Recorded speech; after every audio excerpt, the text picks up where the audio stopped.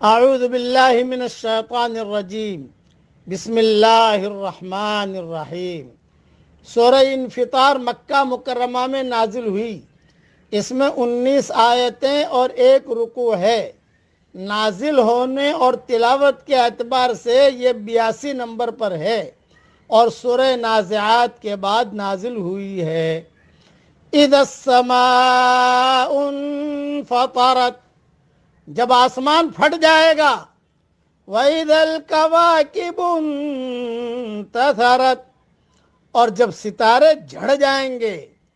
وَإِذَا الْبِحَارُ فُجِّرَتْ، اور جب سمندر بہا دیے جائیں گے۔ وَإِذَا الْقُبُورُ بُعْثِرَتْ، اور جب قبریں اکھیڑ دی جائیں گی۔ عَلِمَتْ نَفْسٌ مَّا قَدَّمَتْ وَأَخَّرَتْ، تو ہر شخص کو اس کا اگلا پچھلا کیا دھرا سب معلوم ہو جائے گا۔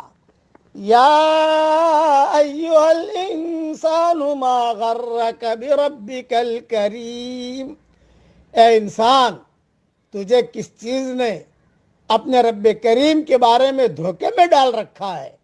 الذی خلقک فسواک فعدلک، جس نے تجھے پیدا کیا پھر تجھے درست کیا اور تجھے معتدل بنایا۔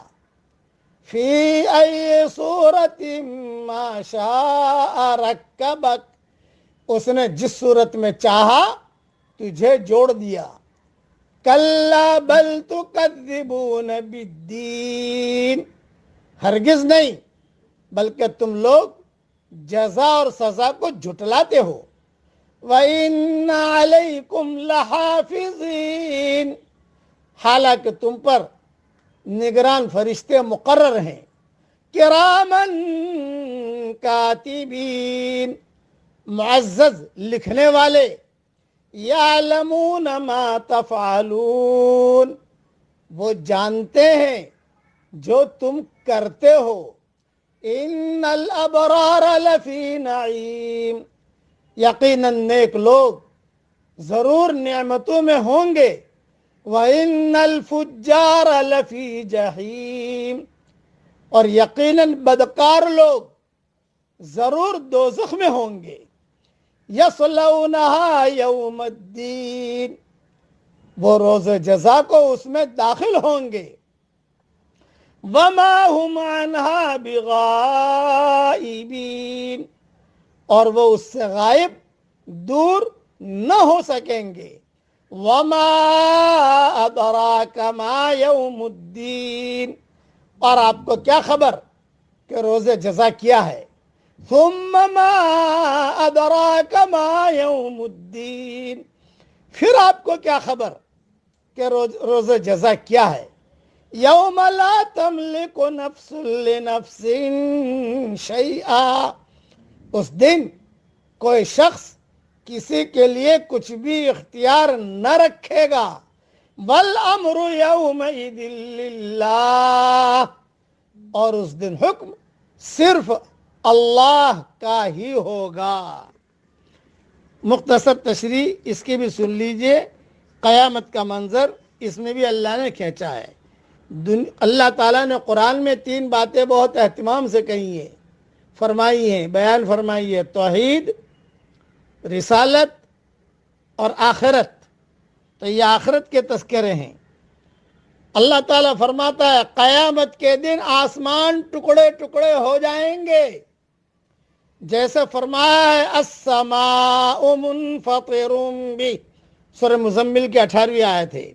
جس دن آسمان پھٹ جائے گا اور ستارے سب کے سب گر پڑیں گے اور کھاری اور میٹھے سمندر آپس میں خلط ملط ہو جائیں گے اور پانی سوکھ جائے گا اور قبریں پھٹ جائیں گی، ان کے شق ہونے کے بعد، پھٹنے کے بعد مردے جی اٹھیں گے۔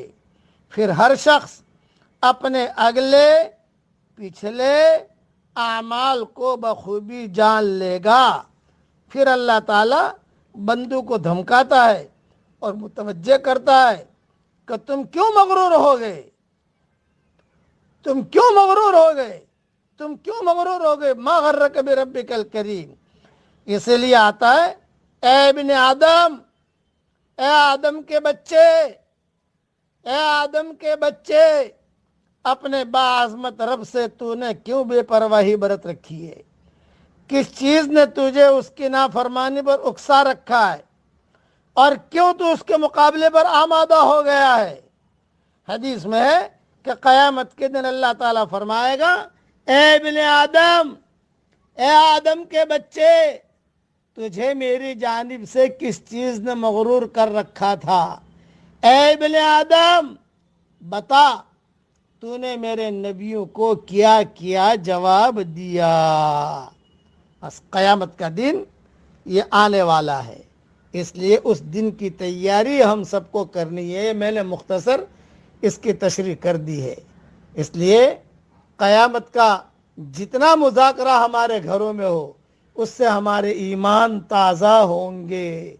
یہ میرا درس قرآن اور یہ میرا آج کا سبق جو چل رہا ہے، یہ اپنے بچوں کو بھی سنایا کرو، اپنی حوروں کو بھی سنایا کرو۔ جو آپ کی حوریں ہیں نا، مٹی والی حوریں، ان کو بھی سنایا کرو اور خود بھی سنو۔ اللہ تعالی ہم سب کو عمل کرنے کی توفیق عطا فرمائے، آمین۔ وآخر دعوانا ان الحمد للہ رب العالمین۔